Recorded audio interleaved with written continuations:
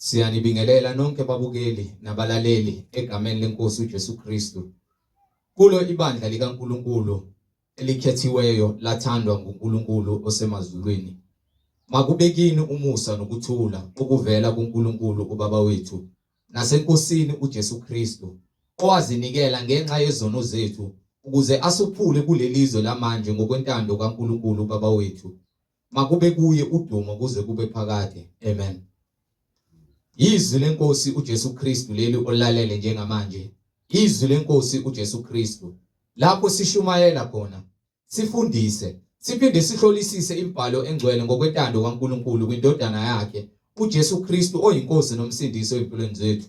Sizocela kubo bonke abantu abalalele njengamanje ukuthi sonke sibe namaBhayibheli ukuze sonke sizofunda kanye sibe nokuqonda imibhalo engcwele njengoba sishunyayezwa nanjengoba sifundiswa njengamanje ukufinyelela eqinisweni elindlela neqiniso nokuphila. Kulabo abalalele emva kokulalela abafuna ukubhabhadiswa egameni lika Jesu Kristu, nalabo abanemibuzo mayelana neBhayibheli, nalabo abanesambulo uJesu Kristu esekunikezile isambulo ukuba usithule kuzo zonke izindlebe ezilalele ezimisele ukuza eqinisweni nasemgcweleni ngobufakazi bakho, ukuba nixhumane nathi kule nemngwane esizoyishiya njengamanje. Ngizoqala nge-email address ethi izwilenkosi.ujesukristu@gmail.com, izwilenkosi.ujesukristu@gmail.com. No my cell phone number, no my WhatsApp number la ningakwazi ukuxhumana nathi khona ethi 066 566 9245, 066 566 9245. Izintshumayelo zonke ziyatholakala ku-YouTube, lapho ungahlala khona phansi uphethe iBhayibheli lakho ulalelisise, uhlolisise imibhalo njengoba ulalele. Ku-YouTube uzosearcha uthi izwi lenkosi uJesu Kristu, izwi lenkosi uJesu Kristu. Ungakhohlwa ukusubscribe, ungakhohlwa futhi nokupressa i-notification button, ungakhohlwa futhi nokushareisha i-link nazo zonke izihlobo zakho, ikakhulukazi labo ohlanganyela nabo ngaso sonke isikhathi manihlanganyela nithi namdumisa uNkulunkulu ngomoya nangeqiniso, nifakazelana ukuthi uJesu Kristu uyinkosi nomsindisi ngemfundiso zenu, ukuze wonke umuntu ahlolisise ukuthi lokho ashunyayezwa khona nafundiswa khona ngabe kuyafakazelwa yini umoya ongcwele kwimibhalo engcwele. Njengakho konke sinishumayeza khona sinifundisa khona kufakazelwa imibhalo engcwele, nomoya ongcwele uyafakaza emabandleni kaKristu Jesu oyinkosi nomsindisi. So ku-YouTube shareisha i-link kuzo zonke izihlobo zakho nobathandayo. Izwi lenkosi uJesu Kristu. Ake sigobise amakhanda sivala amehlo. Sibonge Baba wethu osezulwini njengamanje. Baba wethu osezulwini, malingcweliswe igama lakho, umbuso wakho mawufike, intando yakho mayenziwe emhlabeni njengasezulwini. Usiphe namhlanje isinkwa sethu semihla ngemihla. Usithethelele amacala ethu njengoba nathi sibathethelela bonke abasonayo. Ungasingenise ekulingweni kodwa usindise kokubi, ngokuba umbuso ungowakho namandla nobukhosi uJesu Kristu uyinkosi nomsindisi. Amen. Balaleli nani bazalwane, yamkelana umfowethu uMhlengizondi ozobe sihola ngokwemfihlakalo yemibhalo, umoya ongcwele esihola kulendlela yokungcwele ekhazumuliswa inkosi eyiyona yona ehlezi esikaleni sobukhosi uJesu Kristu. Sheshisane nithatha amaBhayibheli sihambisane kulendlela yokungcwele. Amen. Ngibingelela bazalwane egameni lenkosi uJesu Kristu, umnini mandla onke, inkosi yokuphila, inkosi yenkazimulo, umqali nomphelelisi wokholo lwethu, uAlpha noOmega, yena yedwa ongenaye umlekeleli nomkhapheli, ongenamphelekezeli, ongenambonisi, ongekho emva kwakhe nangaphambi kwakhe, akekho oseduze kwakhe. Uzakhele konke ngamandla akhe. Wayese nikeza umuntu amandla okuba abuse emhlabeni ngokomyalelo kaNkulunkulu, kepha umuntu waphuma endleleni, waphuma waba yisoni. Manje ke uNkulunkulu kuye siyizoni ezimele ukubuyisana kanye naye, noma zibuyiselwe kuye ngendodana yakhe yona yodwa engesona isoni, elungile ephelele. Ngakho konke uNkulunkulu akwenzile phambi kwabantu wasinikelela ngendodana yakhe ukuba izoba umhlatshelo oyiphunga elinuka kamnandi emehlweni emakhaleni akhe. Izenzo zomuntu ezikhiphe umuntu phambi kwenkazimulo yakhe naphambi kobuso bakhe, ubufebe, udlame, ukweba, ukuphinga, ukukhonza izithombe, ukukhonza izithixo, ukukhonza amadimoni, nokuthanda okudaliweyo ngaphezulu komdali. Lezo zinto zisikhiphile phambi kwenkazimulo kaNkulunkulu. Saphenduka saba abantu bokulahlwa, kepha ngenxa yomusa kuye nanozwelo analo wasenzela umusa ukuba sibuyisane naye ngeqiniso. Uma kuwukuthi sifuna ukuhamba noNkulunkulu, sifuneke sihambe ngeqiniso. Siyambonga uNkulunkulu ngabaprofeti bakhe abangcwele abayenza intando kaNkulunkulu ngokugcwele, bagcwalisa konke, basishiya nempalo nobufakazi ngakho uNkulunkulu ayebathume ngakho namandla akhe. Siyambonga uNkulunkulu ngendodana yakhe yona yodwa ayithumela uJesu Kristu inkosi yethu yokuphila ukuba sibuyisane naye. Siyambonga uJesu Kristu inkosi yethu yokuphila eyafa yavuka ngosuku lwesithathu. Wakhazimula, wayesekhuphukela ezulwini, wabuyela esihlalweni sakhe sobukhosi ukuze aphile okuphakade. Siyambonga uJesu Kristu ngabapostoli bakhe abangcwele abanika ubufakazi nevangeli lensindiso ngokukholwa nje kungeyona imisebenzi yabantu, kungekona ubuhle bethu, kepha kungamandla kaNkulunkulu nomusa asenzele wona. uJesu Kristu uyinkosi kuze kube phakade. Bazalwane, omunye umfowethu esihamba naye emgcweleni ube nombuzo mayelana nendaba yokweshuma nendaba yomnikelo. Abantu ke iyabadida abaningi indaba yokweshumi. Lezi zinto lezi ukucacisela ukuthi zenziwa abanjani, ngizokucacisela nje ngokweBhayibheli. Ngizokucacisela ngokweBhayibheli ngaphambi kokuba ngingene kuyona indaba yokunikela okweshumi nomnikelo nje. Izinto ezikhona lezo encwadini yobungcwele. Soqala nje sibheke la kwincwadi yeZaga ukuthi sahluko 1 verse 7. Ngifuna ukuqala understand ukuthi izinto zikaNkulunkulu uphenduke phela incwadi Ecclesiastes chapter 12 verse 13. Izinto zikaNkulunkulu zenziwa abanjani? Uphenduke futhi nencwadi yaJohane sahluko 14 mengaphosisi, sahluko 14 or 15 verse usahluko 6 kusukela ku verse 40. Asesiqale kwincwadi yeZaga. Ngifuna nje uqale ngikuhlakazele khona uzo-understand izinto zikaNkulunkulu ukuthi zenziwa kanjani. Incwadi yeZaga sahluko 1 verse 7. Ukumesaba uJehova kungukuqala kokuhlakanipha. Okay, leli verse lilodwa kusho ukuthi uma soqala sowumazi uNkulunkulu, sowamkela izwi lakhe, sowulenza izwi lakhe, uqala kwakho kokuhlakanipha. Mzalwane, mbukeli, mlaleli, uma uthi uyakholwa, ukuthola kunzima ukunikela kweshumi, ukuthola kunzima ukunikela ngalokho okusuka enhlizweni yakho, awukakholwa mzalwane.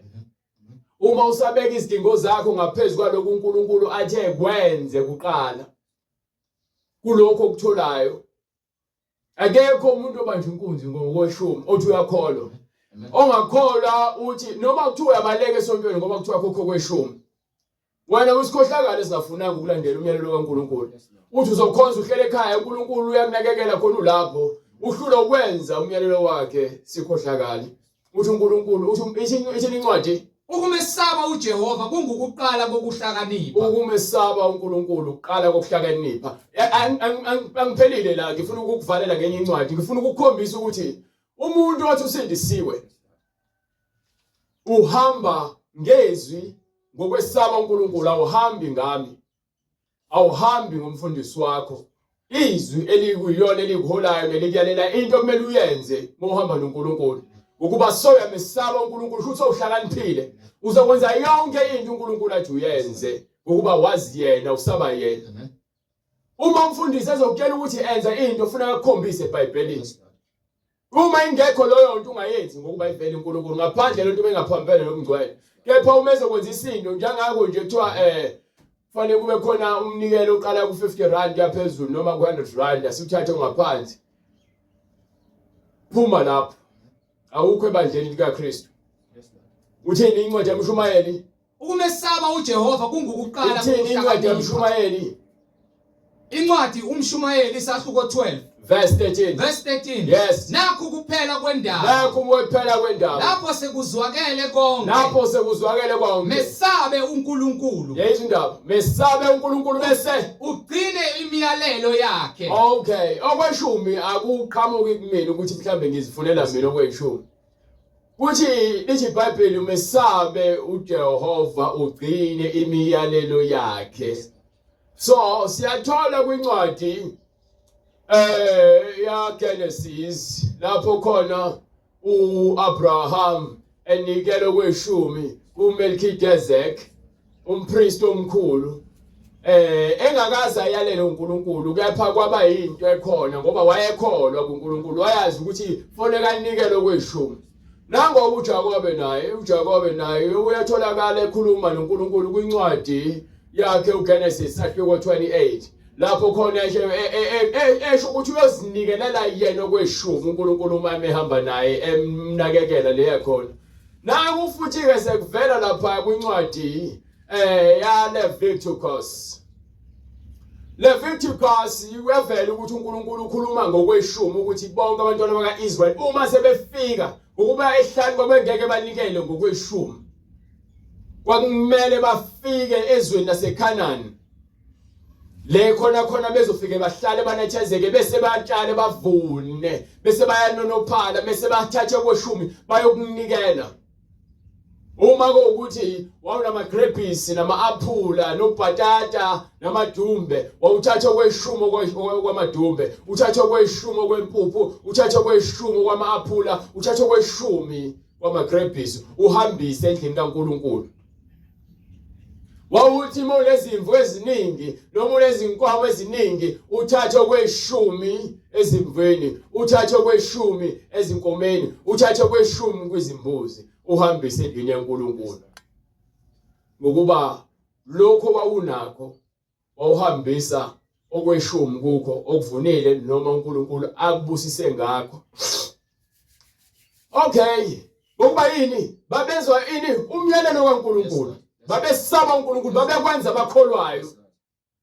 Nangoku uMoses khona umnikelo wokuthula. Ovela uhambe unikela nje uhamba uzinikelela nje noma kuthiwa umnikelo wentando yakho ukuthi noma ngabe uthanda uyonikela lokho uthanda ukunikela ukusenkosini. Akukaze kusho ukuthi unikela ngani kangakanani unikela ngani ngokusenhlizweni yakho. Nangoku uMoses lapha kwincwadi yaExodus nakhona useyahamba uMoses uyentabeni uNkulunkulu uyamtshela ukuthi ufuna akhe iTabernacle amkhasisele ukuthi ifanele libe kanjani lakhiwe kanjani kusetshenziswe ini. Bese ahambe uMoses ebuye entabeni aseyothi ke ngoba uthola umyalelo kaNkulunkulu kwakhe iTabernacle uthamba utshela abantu ukuthi banikele ngani lokho abanakho. uMoses akazi ukuthi ke abantu kufanele banikele ngani noma ungakanani. Uthi lokho kusuka enhlizweni yakho nalokho nakho unikela ngakho ukuze kwakhiwe indlu noma iTabernacle likaNkulunkulu. Akuhlangene lokweshumi. Okumnikelo okusuka enhlizweni yakho akuhlangene lokweshumi. Okweshumi kukodwa. Okumnikelo okusuka enhlizweni yakho kukodwa. So bantu banikela ke ngalokho abanako kuMoses ke kuze kube ngaphezulu bese athi uMoses ningabe nisanikela sekwanele. Ukuba lokho besidinga sesikutholile. Amen. Amen. Okay. So abazalwane bekuthiwa kanikelwa baqale bahlohla amehlo babe nemibuzo. Kepha bekumele uthenge ibhlukwe elibizayo nefoni ebizayo angenza noma ngabe yini ukuthi abe nayo. Amen. Amen. Kepha la edla khona ethola khona imfundiso ephilileyo ngokwemfundiso kaNkuluNkulu nangokwembhalo nangobungcwele kuba nzima ukuthi enze izinto zikaNkuluNkulu. Baqale bathi akafuni ukusebenza ufuna ukukhuthuza thina. Akafuni ukusebenza ufuna ukudla imali zethu.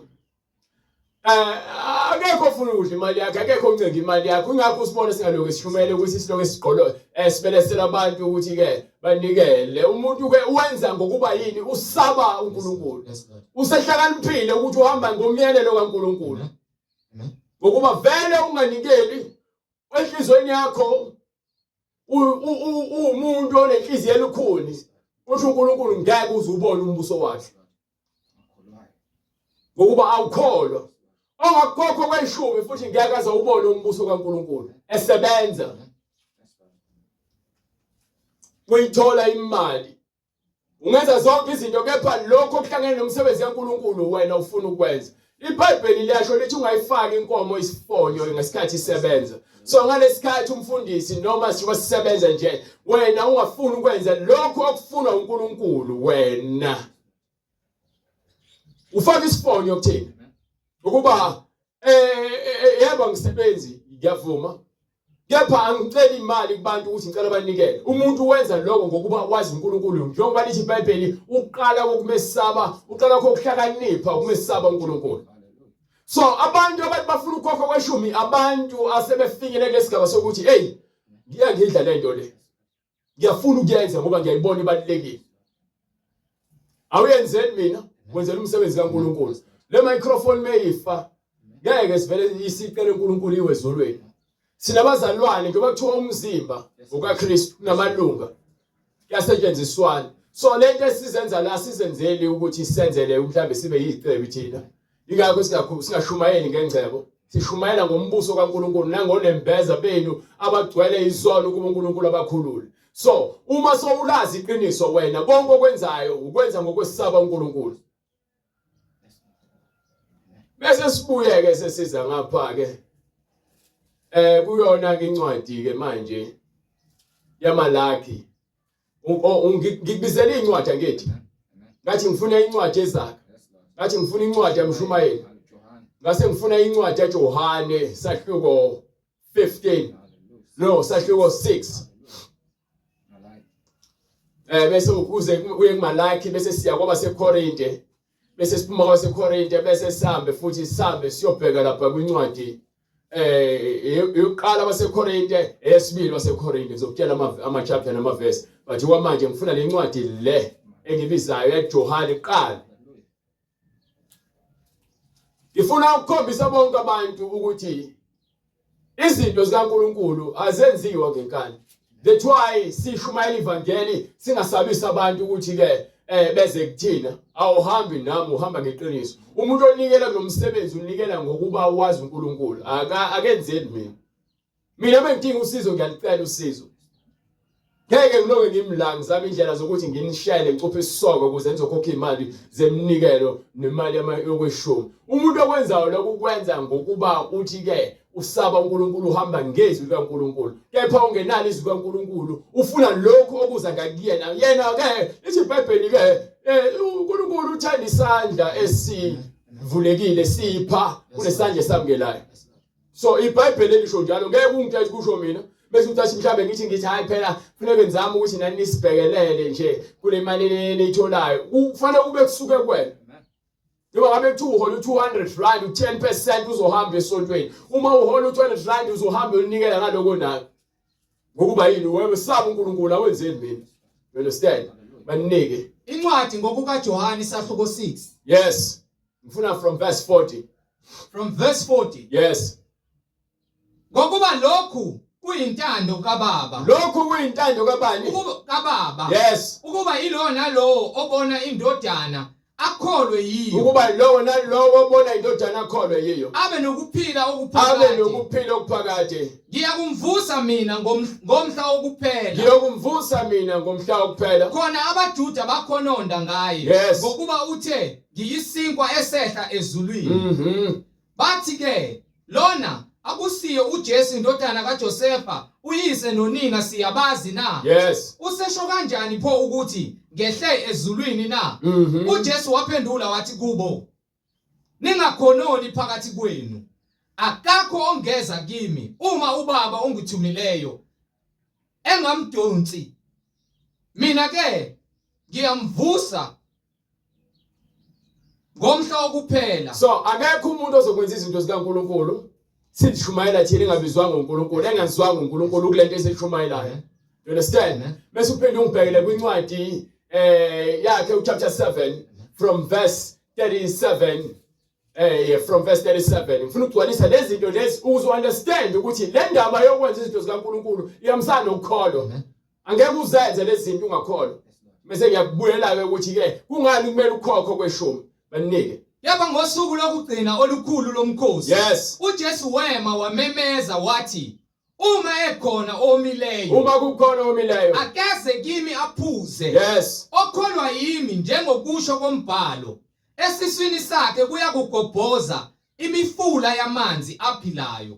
Ngenkathi nisaphila enyameni bekulula ukuthi ukhiphe imali emasingile entombazane. Bekulula ukuthi ukhiphe imali yokuthengela intombazane amaphitha nayo yonke into le. Ungaquestion lutho, ungabuzeli lutho. Ngoba yini boholwa inkanuko. So holwa iqiniso so yaqala manje uyangabaza ngoba le mali ubone ngazi ukuthi akufanele iye le kumele iye khona. Ubone ngathi le mali nje ayisike isidingo sokuthi iye lapha. Ngoba yini inhliziyo elikhuni yakubusa bese kuziwe izintweni ezibalekile. Kulezi zinto lezi khona abantu abancamela ukuyodakwa avuka hamba ukoleta ukudla. Into ekhona leyo.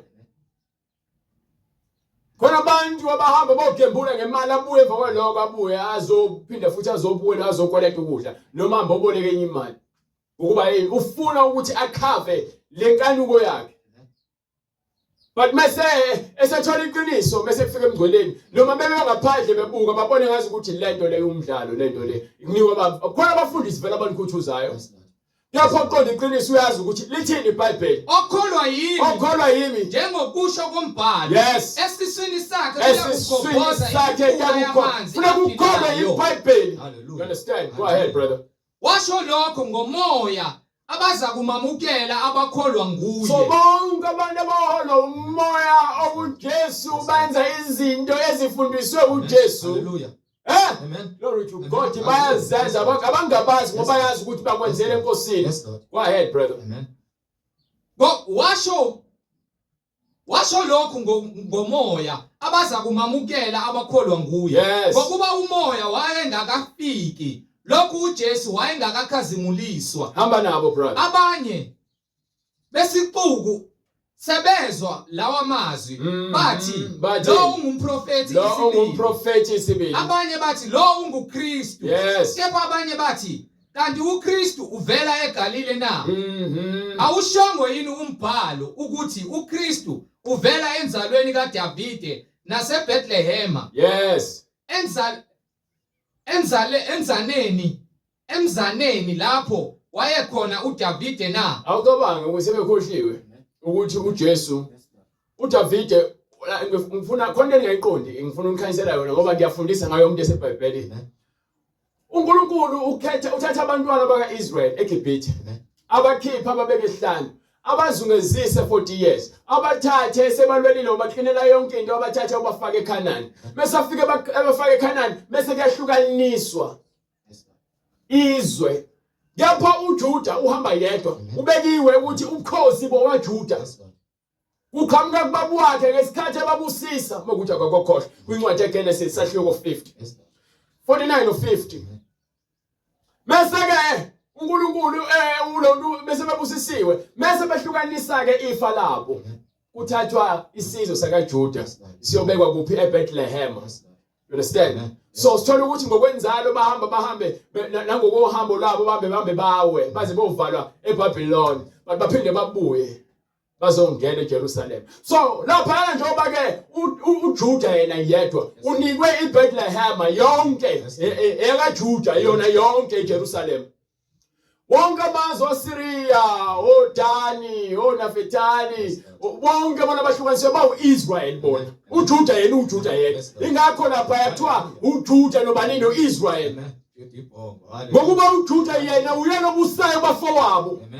Ubukhosi bakaJuda monga understand. So sithola ukuthi ngokuhamba kwenzalo uJosepha uvela kuphi? kaJuda. Noma kuthiwa kakhulelanga eBethlehem. Kepha uvela kulesizwe salaphayana. Bona basambheke ngoba nakuphuma lapha eGalile eNazaretha. Babheke ukuthi ifanele phela qhamuke eBethlehem kaJuda. Aba understand ukuthi ngokwenzalo le ndoda le uJesu aphume ngaphansi kwayo le ndoda le ephuma lapha kuloya mndeni. Lezo lonto glory to God. Manje bona labantu bajidekile ngoba babheke ngokwenyama. Nangokuthi kwenzeka le ndlela ababuka ngayo. Kanti uNkulunkulu wathatha uJesu wamusa le. eGibhithe wamkhipha eGibhithe wamusa le eGalile. Emva kwalokho wayesebuya wazomletha ke eBethlehem. Le nto kweshumela khona ile kwakumele abethene khona. Okay bengidlula lapha. Qhubeka. Abanye bathi lo unguKristu. Kepha abanye bathi kanti uKristu uvela eGalile na? Awushonge yini umbhalo ukuthi uKristu uvela enzalweni kaDavide? So lezi zinto lezi zimfihlakalo mzalwane ngiyazi abantu abaningi abakwazi ukufunda yabo hayi ukuthi ngiyathoma ngoba ngikhuluma iqiniso. Abakaze bazichaza lezi zinto abahluleke ukuzichaza lezi zinto ezikaNkulunkulu. Nami ngiyazambulelwa uyena hayi ukuthi ngizazi ngokuhlakanipha kwami. So ngiyazi ukuthi vele lezi zinto angizazi. Ngiyafunda amaBhayibheli but khona izinto eziningi ezingambuliwe. So kumsebenzi wami ukuthi ngime la. Ngisebenze lo msebenzi ukuthi nginikhanyisele ngomlando nangobuhlakani nangamandla nangesambulo sikaNkulunkulu. Ayikho into engathi ke uNkulunkulu ilula. Masulazi iqiniso hola umuntu oneqiniso wena uba nesambulo esingaphezulu kwabanye abantu abantu bayakholwa. Because uNkulunkulu uyakwambulela ukuthi ubone ngamehlo kamoya hayi ngokwenyama. Saba ngokomoya la ikhaya sabi ngokwenyama. Abantu abaningi abeza la kuthina ngokwenyama bafike bacasukele mina. Bathi mina ngifuna ukuphatha, bathi mina ngifuna kuzowe mina ngedwa. Ngokuba ngiyazi uNkulunkulu utheni. Ingakho ngafuna ukuthi kwenzeke noma ngabe yini. Phakathi kwabazalwane engihamba nabo abezwe izwe elifundisayo ngifuna ukuthi bacwecweke. Bangavele bambe befakwa yonke into engasile noma kukhama umuntu ozongitshela ukuthi ufuna ngenze izinto kanjani. Akekho umuntu ozongitshela ukuthi mina fanele ngenze kanjani. Uma engangitshela ngeBhayibheli. Shaya isishopha sakho noma isinqa sakho uflathele. Hamba uyokwenza uhambe uyofuna ibandla lozofika utshele bonke abantu abashumelayo ukuthi abenze kanjani izinto bazokuzwa. Understand? Anike. Amen. NaseBethlehem. Emzaneni lapho wayekhona uDavide na. Ngakho kwabakhona ukwahlukana ngaye esixukwini. Abanye ke kubo babethanda ukumbamba. Kepha akubangakho owambeka izandla. Zafika ke izinkonzi zabapristi abakhulu nakuba Farisi. Eyibambe la sesifikile ke lebe ngifuna khona. Sesifike saze sahlula. Awuhambe futhi uyongiphinda kwincwadi yakhe uJohane sahluko 6. Lapha ngifuna ukungena kule nto yokweshumi nginichazele. Le nto engisandivezela zona ukuthi ngifuna imqondo ukuthi into zikaNkulunkulu awuzenzi nje ngoba nakubona kwenziwa. Awuvela uthandaze ngoba abantu bethandaza. Ukholwa ngokuba izwi likaNkulunkulu lifikile kwena la kusebenza la kwenza waqonda izinto zikaNkulunkulu bese uyazenza.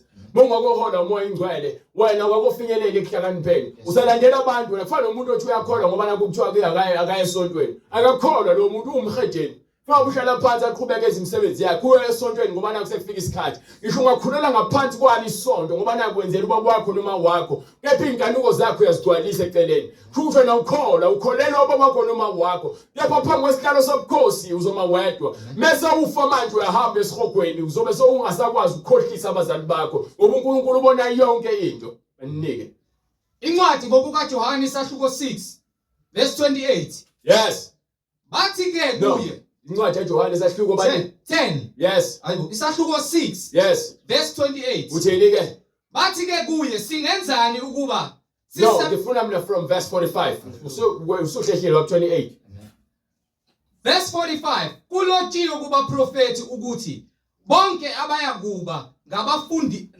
bonke bayakuba ngabafundiswe nguNkulunkulu. Yezwa indaba. Mina mlomo wami nami ufundiswa bani? Imbhalo. uNkulunkulu. You understand? Akukho engikwenzayo la ngikwenzela ukuthi mhlambe ngikuphice ukuze uzwe mina yebo ngifuna ukuzwa iBhayibheli. Lezo lonto leyo. Ngikhomba kuphe eBhayibhelini. Mawufuna iBhayibheli, hamba ufuna ibandla ezokutshela izinto ezizoshukela ezizwakala kamnandi ezizoholela esihogweni. Yilowo nalowo ozwile. Yilowo nalowo ozwile kubaba. Wafunda. Uyeza kimi. Lezo lonto leyo. Bonke abantu abenza izinto ezibhalwe phansi eBhayibhelini bazenza ngokwazi amandla kaNkulunkulu. Bonke abantu abasangabaza ukunikela nokunikela kweshumi. Abantu laba abangakholwa, nina nisayihambela nje. Aniqondi lutho. Ukuba yini lokho uNkulunkulu afuna nikwenze okuyikona kona abakwazi ukuxolela, abakwazi ukuvuma izono zabo, abafuna ukunikela, abakwazi ukunikela kweshumi. Bona bafuna yonke into ezabona bebezoguqa uNkulunkulu bazofuna kugcwaliseka inkanuko zabo. Bonke Donke unganikela kanjani umzimba wakho ungafuni ukwenza izinto uNkulunkulu athi ke uqala kwakho kokuhlakanipha umesaba uNkulunkulu. uNkulunkulu umesaba konke kushow uyakwenza.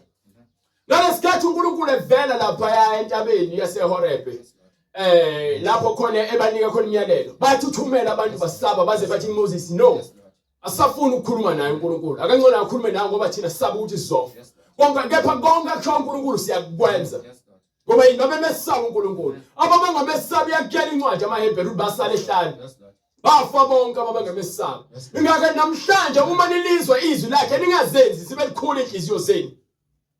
Mina ke ngilowo mfundisi lowo ongathandwa abaningi ngokuba mina ngiyahlala kusisekelo seBhayibheli. Angincengi abantu ukuthi benze intando yami. Angincenga abantu benze intando kaNkulunkulu. Umuntu ozwa izwi kaNkulunkulu uyena ogcwaliseke ekutheni asabe ukwenza into ephambene nezwi kaNkulunkulu. Banike. Mawuphuma lapho mase sihamba siya kwincwadi yaMalaki. Kulotshiwe kubaprofeti ukuthi bonke bayakuba ngabafundiswe nguNkulunkulu. Yilowo nalowo ozwile kubaba. Wafunda. Uyeza kimi. Akusikho ukuthi ukhona oke wambona ubaba. Akekho sekwambona ubaba. Kuphela ovela kuNkulunkulu. Kepha uJesu Kristu kuphela. Kuye umbonile ubaba. Ngiqinisile ngithi kunina. Okholwayo unokuphila okuphakade.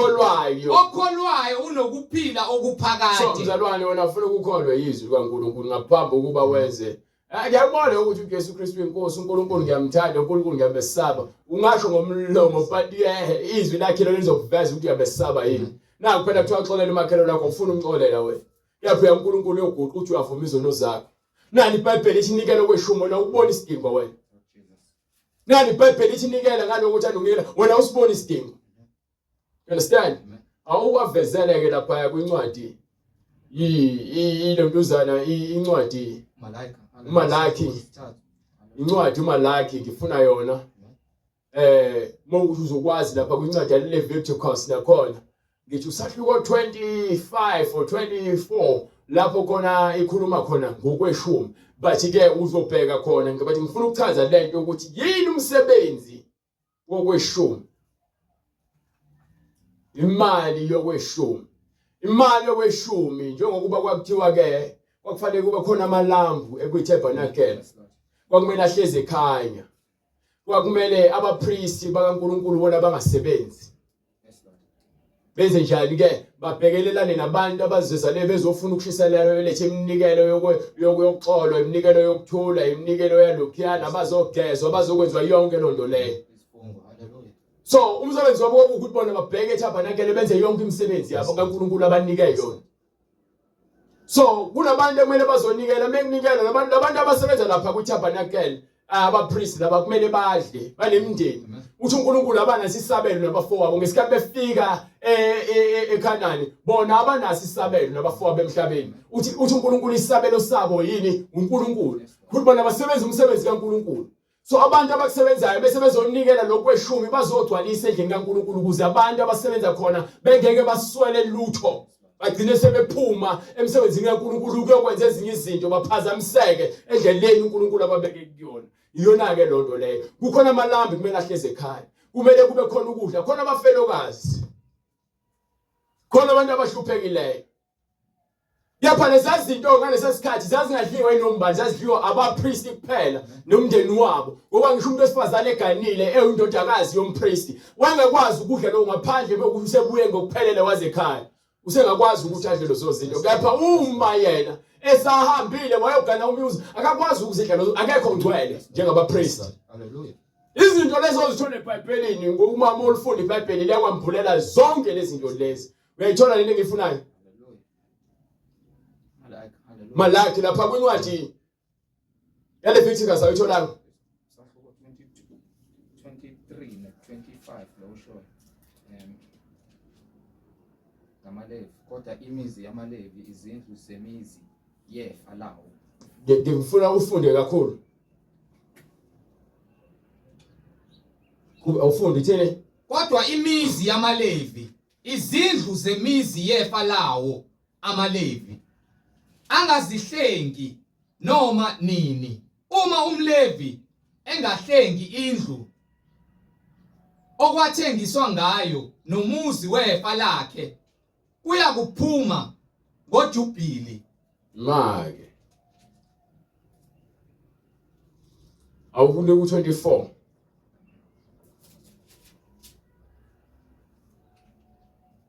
Yeah, ngifuna u24 bese unginike nobani futhi 20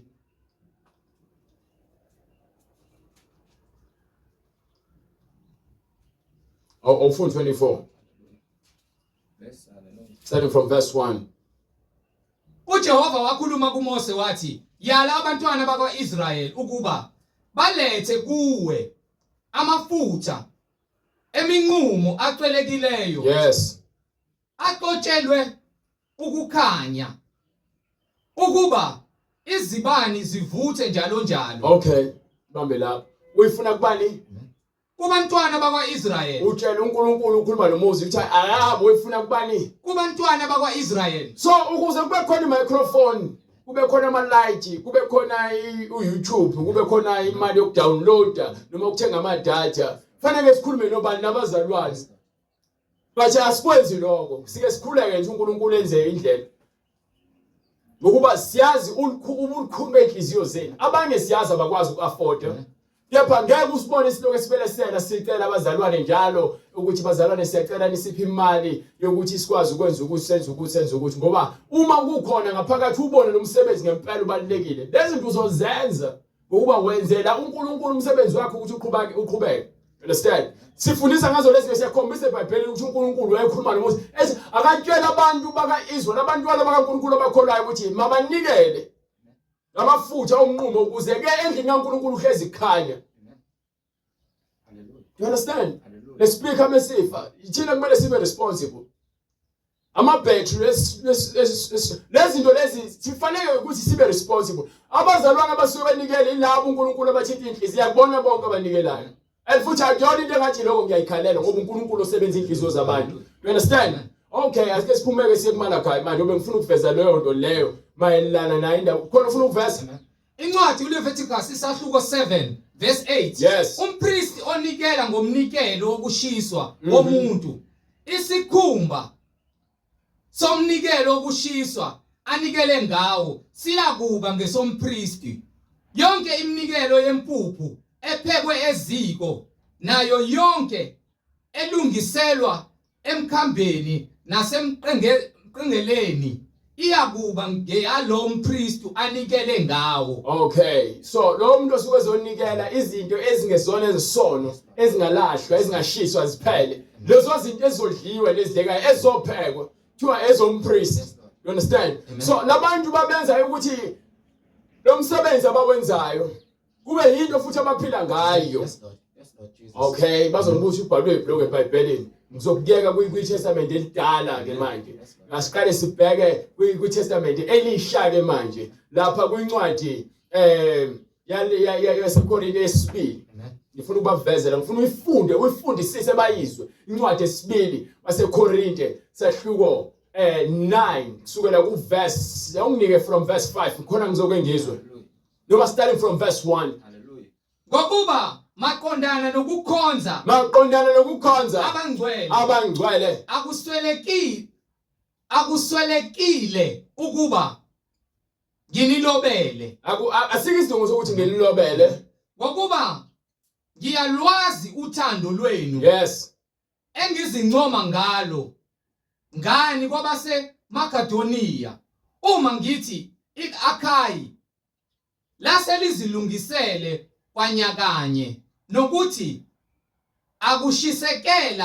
ukushisekela kwenu kuvusile iningi labo kepha ngithumile abazalwane ukuba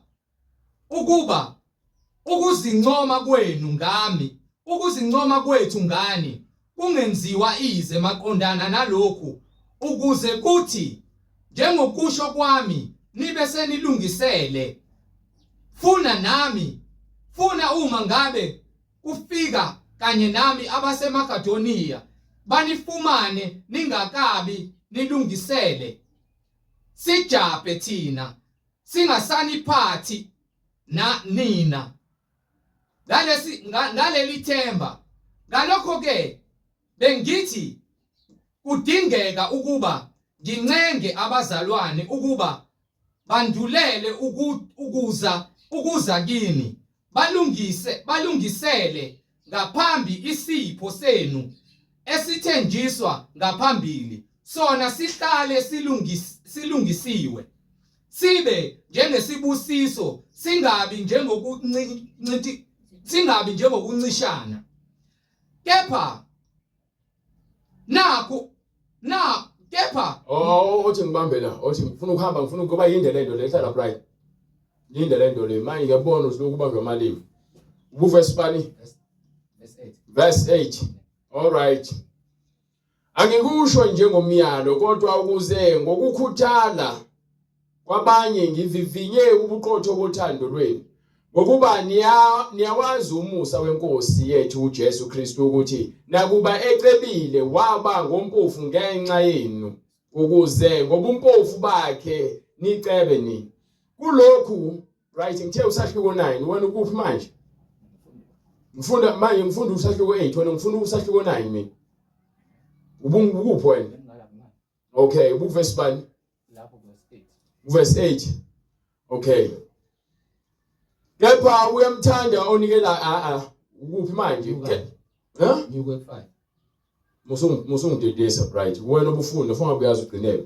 ngalokho ke bengithi kudingeka ukuba ngincenge abazalwane ukuba bandulele ukuza kini balungisele ngaphambili isipho senu esathenjiswa ngaphambili sona sihlale silungisiwe sibe njengesibusiso singabi njengesokuncishana kepha nakhu ohlwanyela ingcosana uyakuvuna ingcosana nohlwanyela kakhulu uyakuvuna kakhulu yilowo nalowo anikele njengalokho azikhethele khona enhliziyweni yakhe yilowo nalowo onikelayo asikhulumi ngokweshumi onikelayo emsebenzini kaNkulunkulu kufanele ukuba anikele njengalokhu ezikhethela yena kuphi enhliziyweni yakhe bright mofunda ngifuna uphile do you understand ukuthi akekho okaleliwe ufanele aqale ngamalini umnikelo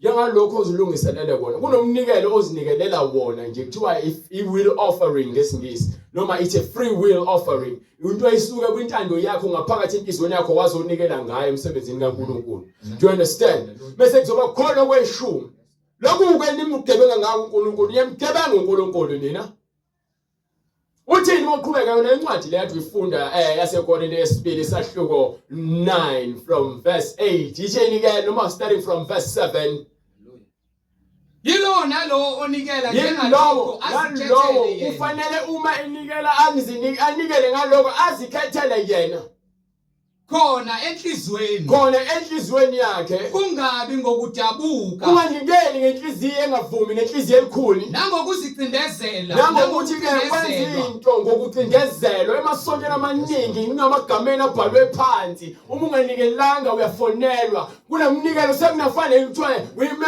membership fee Hallelujah. Niyacindezelwa kunemnikelo emele ninikela njalo ufika unikelo kweshumi uphinde futhi wanikela kusenhlizweni yakho bese kuthiwa kunemali kumele inikele njalo umuntu ikhanda lakhe kuze hlezi kube khona izinto zasesontweni ayikho lonto eBhayibhelini. Amasonto amaningi enza lo mkhuba leyo ukuze anigcine nina nimoshiwe ukuba nibafide nibakhokhela imali bazi ukuthi ke inyanga nenyanga inemali engenayo ageje lutho. Ingakho bebhala amagama eni phansi nenumber zenu nama email address bese ungasenza esontweni bayahlupheka ngoba imali ayingena. Ingakho bekufonela bethi hayibo hey asisakuboni kwenzakaleni. Jesus. Hayibo phela ofika uvakashe phela noma usuku mase ufika uvakashe uma uhamba bazokufuna imali. Uyangena kusekhona obhasikidi abangaka sekuzofuna imali. Kungcono ukunikela ngaloko kusuka enhlizweni yakho kunokunikela ngoba nakusukhonjiwe. Amen. Banike. Kungabi ngokudabuka nangokucindezelwa. So indaba yokunikela mokuthi let's say ukhona abantu abathanda ukunikela. Yes, Lord. Amen. Amen. Bayathandela ukunikela. Yes, Lord. Anganikela ngeshumi, anganikela ngo5 rand, anganikela ngo10 rand, afikela ngo20 rand. Anganikela noma ngamalini. Kusuka enhlizweni ngalo suthi akayikhiphe ephaketheni. Mokuthi uyanikela ukhiphe ephaketheni uthi okay. Okay, ukinikela ngo20 rand. Uyanikela kusuka enhlizweni yakho loyo. Awukolede umuntu ngoba umnikelo usuka enhlizweni yakho. Kepha ke manje ke asike sibheke ngokweshumi ke manje. Banike incwadi yamalaki ke manje sike sizwe. Incwadi uMalaki isahluko sesithathu verse 8. Yes. Umuntu angamphanga uNkulunkulu na? Niyazi le ncwadi le iyabuza ukuthi umuntu angamphanga yini uNkulunkulu na? Nokho niyangiphanga. Kepha nine niyamgebenga uNkulunkulu. Bese nithi sikuphanga kanjani na? Abantu abaningi bezeka uNkulunkulu bekhala ngemsebenzi. Bekhala ngokuswela. uNkulunkulu avula iminyango. Ethi bese evulile ngekho umuntu ongayivala. Bese ke seyivulile iminyango ke seyangena imali ephaketheni lakho ke manje wena. Sofuna ukuswenka ke manje, sofuna ukubonakala ukuthi wena nawe uyasebenza manje. Sokhohliwe ukuthi kunoNkulunkulu ofike waguqa kuyena. uNkulunkulu ofika waguqa kuyena. Jesus, hallelujah. Awurenti uNkulunkulu. Mfuna ubafunele isizathu ukuthi why benikele okweshumi. Okweshumi ke kuona wonke umzalwane othi uyakholwa. Uma ukholwa usindisiwe, usebenza ungakhipha okweshumi. Wena uqalekiwe ngesiqalekiso. Yes, Lord. Bonke abantu abangakhokho kweshumi bazoya esihogweni ngoba isiqalekiso yonke into eqalekiwe yesihogweni. Yes, Lord. Yonke into eqalekiwe yesihogweni. Izifebe, iziphingi, abantshontshayo, abangafuni, abanjani? Abathakathi, abenzi bemlingo, izinja, ababulali, abakhonza abantu, amadimoni, abakhonza izithombe, abafana abalala nayo. Bonke kuyaphakathi esihogweni. Bese nithi sikuphanga kanjani na? Aphinde uqale phansi ithele incwadi. Umuntu angamphanga uNkulunkulu na? Yes. Nokho niyangiphanga. Yebo kusho uNkulunkulu uthi nina niyamphanga. Bese nithi sikuphanga kanjani Bese na? nithi ke nimphanga kanjani? Siphanga kanjani uNkulunkulu? Ngokweshumi. Ngoba yini anifuni ukukhokha kweshumi? Nangemnikelo. Nangani? Nangemnikelo. Sozuthi lezi zinto lezi. Okweshumi nomnikelo. Okweshumi nomnikelo. You understand? Okweshumi nje mokuthi uhola 1000 rand, 10% ufanele kuhambe uye endlini kaNkulunkulu. Uyathanda uthandi ngizokutshela lokho. Yes, Lord. Yes, Lord. Wonke umuntu othi uyakholwa. Othi yena usehlakaniphile uyamesaba uNkulunkulu. Othi yena uhamba ngemiyalelo kaNkulunkulu yonke ekumesabeni uNkulunkulu. Akakhathazeki ngokukhipha izinto zikaNkulunkulu nokwenza izinto zikaNkulunkulu ngokubuna okuqonda ukuthi akwenzayo kwenzela uNkulunkulu. So uma ukhokha kweshumi unikele emsebenzini kaNkulunkulu. Ngingcenye yomsebenzi kaNkulunkulu ngoba mina lo msebenzi ufanele ngiwusebenze. You understand? Akikho imali ezothiwe yami. Imali yomsebenzi kaNkulunkulu. Lord Jesus, hallelujah. You understand? Hallelujah. Niqalekisiwe ngesiqalekiso. Isiqalekiso siphezu kwakho awusatyiswa. Wonke umuntu othi uyakholwa. Uma ungaphandle uthi ufuna ukuzokholwa usafuna ukuzosindiswa. Uthi uzofike wena uzocela uNkulunkulu kuphela. Lalela ubanike ukuthi uthini. Ngifuna ukuthi bezwe ukuthi uthini uJakobe. Kwincwadi ya Genesis sahluko 28 ngifuna ungifundele uverse 17 and 18. Lapho khona uNkulunkulu ezibonakalisa kuJakobe. Esevuka uJakobe ekseni esebothi uNkulunkulu ukhona kule ndawo. Wayesethatha itshade leliphezulu walibeka waselithela ngamafutha. Wayethini? Incwadi uGenesis isahluko 28 verse 16. Yes. Wasephophama uJakobe ebuthongweni bakhe wathi imbala uJehova ukule ndawo. Yes. Mina ke bengingakwazi. Mina bengingazi. Washawa luvalo. Yes. Wathi yeka ukwesabeka kwale ndawo. Akusikho okunye indlu kaNkuluNkulu kuphela. So we understand Isango lezulu. ukuthi uNkulunkulu lesibonakaliswe khona njengoba ethi ulapho. Uthi noma esebuya lapho komalume bakhe esebuya nemfuyo athi khuphuke kuphi uyeBhethele ukuphi manje uselazi manje khona eBhethele. Hallelujah. Yila umbona khona uNkulunkulu wayesebenza athala lakhe uzolakha la. uJakobe wavuka ekseni walithatha itshe abelibeke phansi kwekhanda lakhe. Yes. Walimisa laba yinsika. Walimisa laba insika. Wathela amafutha esihlokweni salo. Wayigcoba leyo insika. Waqamba igama laleyo ndawo Ukuthini? ngokuba yiBhethele. iBhethele. Kuqala igama lomuzi laliyiluzi. Yes. uJakobe wenza isithembiso. Asike sizwe isithembiso sikabani sikaJakobe. Wathi uma uNkulunkulu eyakuba nami. Abantu beza uNkulunkulu nalento le. uNkulunkulu mangasandika umsebenzi nje ngingamjabula ngamkhonza njalo bese ahlule ukwenza into eyenziwa umuntu uNkulunkulu engazange azamphoqa. Yes Lord. Ukhombisa ukubonga amandla kaNkulunkulu empilweni yakho wathini? Hallelujah. Uma uNkulunkulu eyakuba nami. Yes. Angilondoloze kulendlela engihamba ngayo. Angiphe isinkwa. Angiphe ini? Isinkwa sokudliwa. Isinkwa sokudliwa. Nezingubo zokwembatha. Ukuze ngibuye endlini kaBaba. Ngokuthula. Khona uJehova. Uyakuba nguNkulunkulu wami. Uyakuba uNkulunkulu wami. Nalelitshe engilimisile kuyakuba insika. Kuyakuba yindlu kaNkulunkulu. Ukuthi lapho khona ayonikela khona iminikelo kaNkulunkulu. Nakukho konke ayakungipha khona. Nakho konke izomzalwane. Nakho konke uNkulunkulu ayangipha khona. Ngiyakukunika okweshumi. Ezolonto le. Yilo golozisa ukuthi wena wesilisiwe uyakholwa. Kusho uJakobe engazange azasho uNkulunkulu ukhipha okweshumi. So kuyinto vele ukuthi uNkulunkulu uyafuna. So ingakho ekhuluma kwincwadi yamalakhe ukuthi umuntu angamphanga uNkulunkulu. Uthi yebo nina ngiphanga nina. Kanjani nango kweshumi niqale kusiwe ngesiqalekiso. Nokho niyangiphanga sizwe sonke. Sizwe sonke abantu bathi bangcwele bahlule ukukhipha iminikelo lokweshumi. Ngenisani konke okweshumi endlini yengcebo. Ngenisani konke okweshumi endlini yengcebo. Ukuba kube ngukudla. Ukuze kube yini yami. Ukuze kube yini? Ngukudla. Endlini yami. Kube ukudla endlini kaNkulunkulu. Umsebenzi kaNkulunkulu umsebenzi wakhe yilo. Amen. Ukuthi sisebenze lo msebenzi wokushumayela ivangeli. Amen. Asincenga abantu ukuthi banikele kepha basibakhombe eBhayibhelini uma ufuna ukwazi ukuthi sikwenzelani ukuthi sikwenzekela uthi umuntu uyamropa ngokweshumi nangeminikelo. Lapho abafundisi bamanga nabaprofeti bamanga banize ba-invite bazoshumayela ngemali. Obizabe na ushumayela mahala fike ukubhahaza ngeBhayibheli kushiye lokungcwele. Ngikhombisa iqiniso. uNkulunkulu ukhulumile ngezwi lakhe. Kubona bonke abantu abakholwa yizwi. Umuntu onikela umnikelo unikela ngokwenhliziyo yakhe lokwanako nalokho okungamandla akhe. Awunikeli ngenhliziyo ejabulileyo, awucindezelwa. Yapha uma socindezelwa ukwazi ukuthi uke ebandleni likaSathane. So, sesibuyela ke kwincwadi yeTestament elisha futhi. Bathi uJesu abathi iBhayibheli kwiTestament elisha likhuluma ngani ngokweshumi. Ilalela uJesu ukhuluma ngokweshumi kwincwadi yaMathewu sahluko 23. Ekhuluma ngabaFarisi nabaSadusi.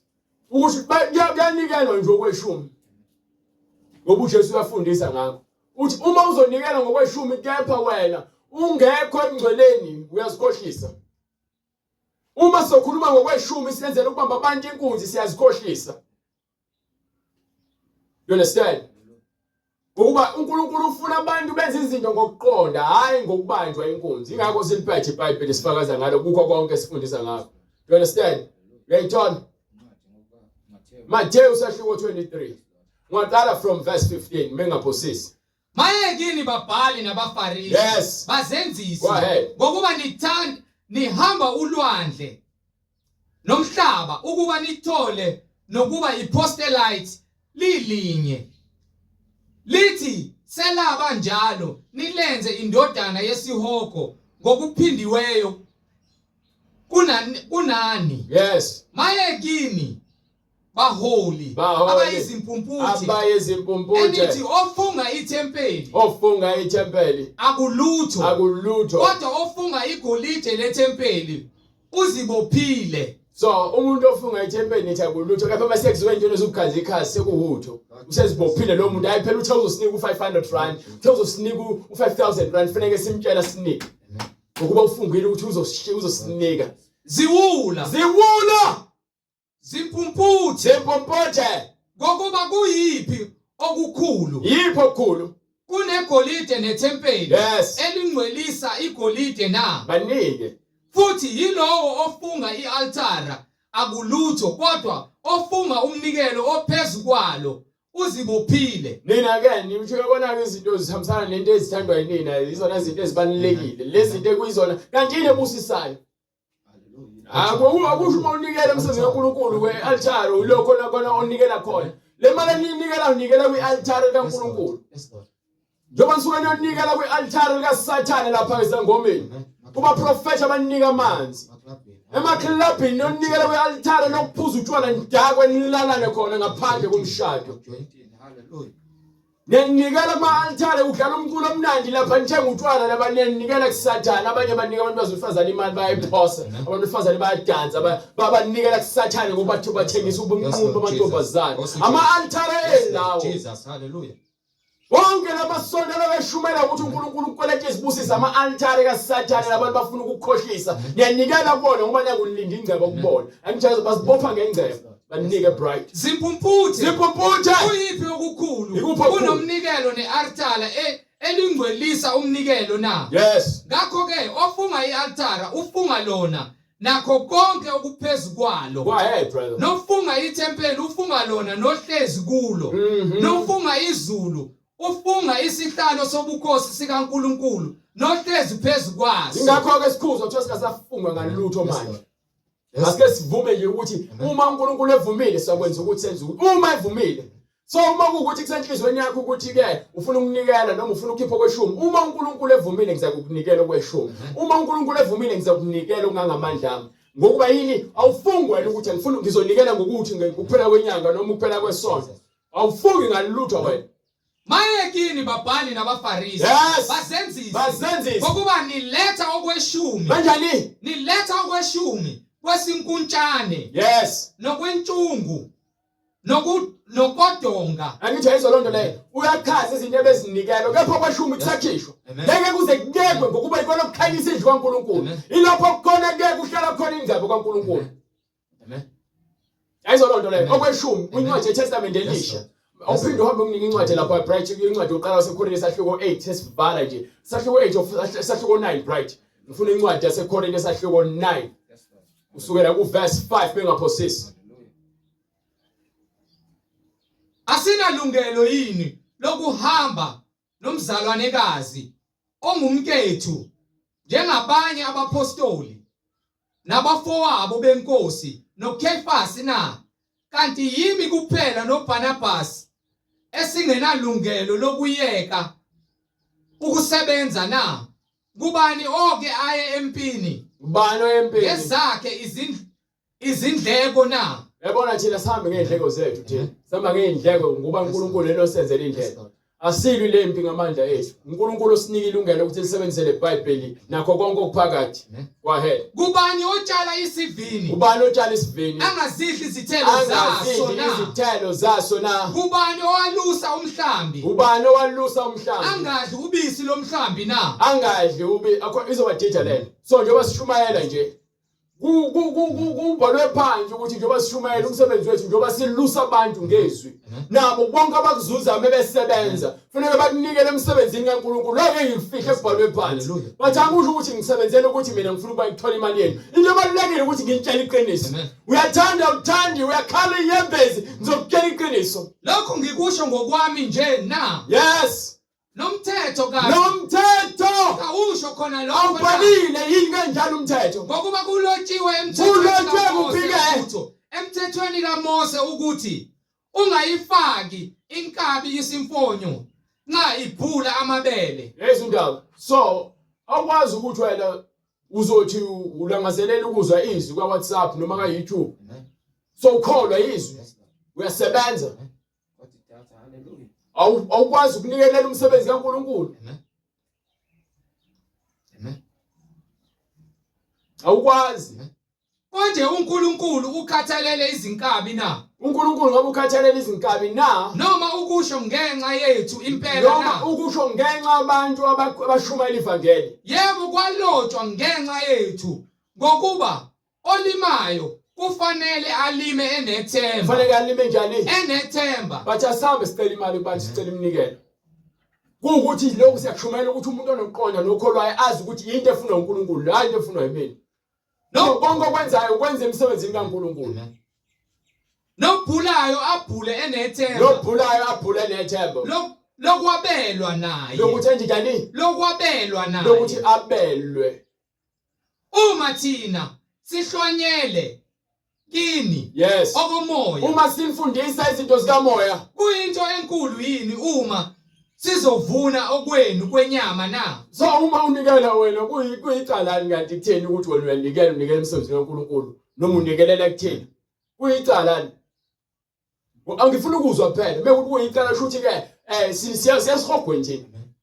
Ngoba phela silindele ukuthi abantu banikele kepha asikwazi ukuthi siloke sithi hayi phela sicela ukuthi ninikele bazalwane sishothi ngokuthi kufanele sikhuleke uNkulunkulu kubafundisa abantu indlela zakhe bafunde ukumesaba uNkulunkulu. Ungasabi mina. Asikho sokuthi ngilo ngibhala amagama phansi ukuthi ke ubani esinayo. Okay, ubani osebenzayo uhona malini usebenzaphi? No, asisebenzi kanjalo. Uma abanye behlanganyela lawo mandla phezukwenu, Uma abantu abafundisi bamanga besebenza lawo mandla phezukwenu, kungebe yithi kakhulu na? wafanele ngabe abantu abakhuluma iqiniso abanitshela ngeqiniso likaJesu abanitshela ngombuso kaNkulunkulu. Nokho asilisebenzisanga lelo gunya. Yeyizwa le ngishoyo. Amen. Amen. Ivale la bright. Ngifuna ukubavezela kuyabavezela ukuthi amandla kaNkulunkulu izwi isamba ngalo thina ayikho into esingayifihla ngeBhayibheli. Siyanikhombisa lezi zinto ukuze niqonde ukuthi endlela uNkulunkulu ihanjwa kanjani. Sesivalile ke sesiqedile manje ngale indaba yokweshumi nokumnikela. Banika incwadi ezenzo 2:38 bonke abantu ade bethi behamba benganakile noma abanye behamba. Lalela akukhathali ukuthi ngabe uhola malini. Okweshumi ufanele ukukhiphe. Angikhathali ukuthi ngabe ukuthi unawo amandla lokho kusuka enhlizweni yakho unganikela ngakho akuphoqelekile kona. Bathi kona ufuna ukukwenza ngokusuka enhlizweni yakho nalokho inhliziyo yakhe evuma ukuthi ukwenze. Bathi okweshumi fanele ukunikela. Awenzeni mina. Awenzeni mina. Wenze umsebenzi kaNkulunkulu. Ngakho indlu yonke yakwa-Israyeli mayazi impela ukuthi uNkulunkulu umenzile inkosi noKristu uJesu lo enambethela nina esiphambanweni. Yes. Sebekuzwa bahlabeka enhlizweni. Bathi kuPetru nakwabanye abapostoli, Madoda abazalwane. siyakwenze njani na? Watheni uPetru? Phendukani. Phendukani. Yiloyo naloyo abhaphathizwe Yilowo nalowo abhaphathizwe. egameni likaJesu Kristu. Egameni likaJesu Kristu. Kukho ukuthethelela kwezono Ukuze ke zethu. sithethelelwe izibambeko zethu. Khona niyakwamukeliswa. Khona ke sobe sasamkeliswa isiphiwo sikaMoya oyingcwele. Ngokuba nesithembiso ngesisele sabantwana benu. Esabo bonke abakude. Bonke inkosi uNkulunkulu wethu eyakubabiza. wafakaza nangamanye amazwi wabayala watheni. Zisindiseni kulesizukulwane esiphambeneyo. Okay, zisindiseke ukuthi awukunikela kweshumi zisindise nikela kweshumi.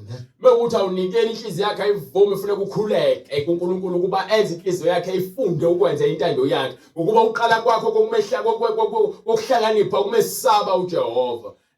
Uqala kwakho ukuhlakanipha, uqala kwakho ufuna ukwenza lezi zinto usokusaba uNkulunkulu awenzele umhlenge. Methwa ngikho kubafundisi bamanga nikwenza ngigijima. Emasontweni amanga nema nikhipha la mfuna ukubuka ukuthi ngipha malini.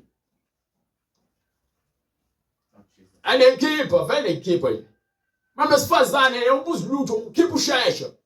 Uba yini ufuna ukubonakala ukuthi ungam-afforda wena. Deep down ufile. Mefuna imali yekhanda ukhipha usheshe. Funa imali yephitha ukhipha usheshe.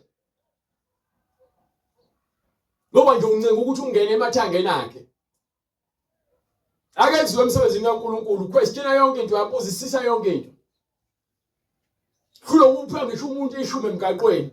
Ethi ucela umthengele isinki, umthengele iaphula, anginayo imali, igcwele amaphakethe. Mase lithi niyakholwa, isikhohlakala umuntu ozothi uyakholwa ehlule kwenzela umusa umuntu olambile. Noma kuthiwa umphanga imali, hamba umthengele isinkwa. Uyakholwa, hamba umthengele isinkwa. Isitha sakho siyafika kwena, sithi sincane sinika amanzi, sithi silambile sinika ukudla.